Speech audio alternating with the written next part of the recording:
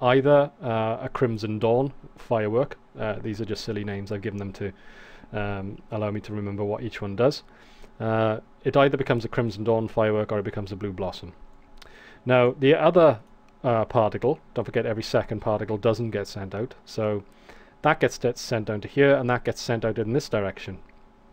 And I've done that just to make it clearer. I could actually have it go straight into one of these particle effects here, but to make this easier for you to see what's going on, I've actually branched it off over here using a send out, so it's just sending out all the particles over here.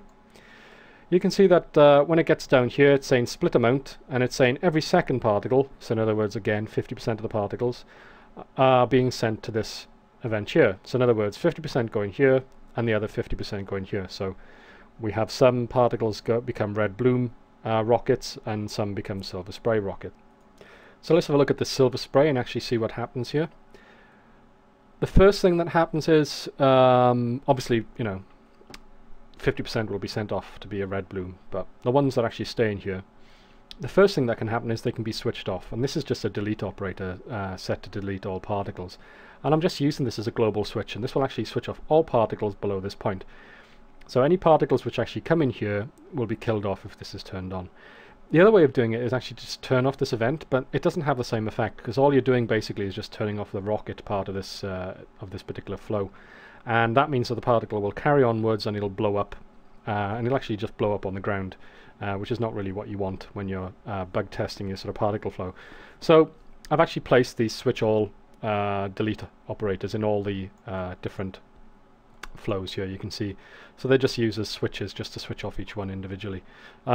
I'll actually show you how that works now. If I just pop this down here, oh, it's quite difficult actually, let's just pop this over here for a second, and then you can see we've got lots of different flows going on here. You can see we've got the red crimson and the dawn, and you know we've got the silver spray. They're all going for it.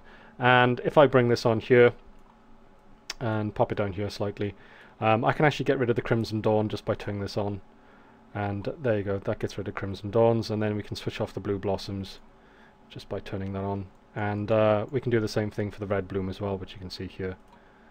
There you go. So now we're just left with the silver sprays. So that's just a very quick way of, you know, cutting off parts of your flow to actually completely turn them off. So once we've sent our particles onwards, we then set up their speed. You can see they've got a speed of 200 with a variation of 30, and we're using reverse, so the particles actually fire out the opposite direction to the actual arrow on the icon. Otherwise our rockets would actually fire downwards into the ground, which wouldn't be very impressive. Then we've got gravity to obviously drag them back down towards the ground, so our rocket follows a nice graceful arc. We've got drag, so that again our rockets slow down as they fly up into the air. And we then, you know, went back and modified the speed value until it gave us the kind of trajectory that we wanted on our rockets as they flew through the air. Then we do a speed test, and that just checks to see if our particle has got a velocity of -9.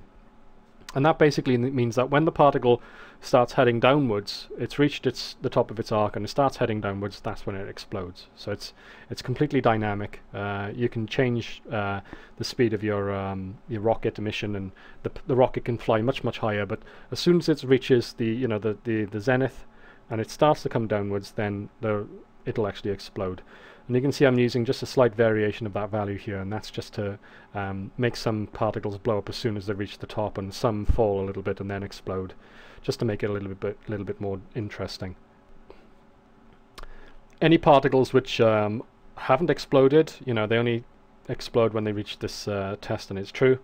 Any others are sent down here to a spawn by travel, which you can see is set to 0.1, and then these particles are sent out to this event here. And you can see it's saying delete all the particles based on their age. We're using an age of 5. And don't forget these spawn particles of an age of 0 when they enter here. So we're using a lifespan of 5 and a variation of 8. So we've got lots of randomness in the lifespan of the rocket particles. This is actually, you know, producing the rocket trail. We're using a shape which is a tetrahedron, and we're using a size of 0.34, which as it turned out was just the right kind of size, you know, for this particular effect to produce the kind of brightness of the particle trails that we needed.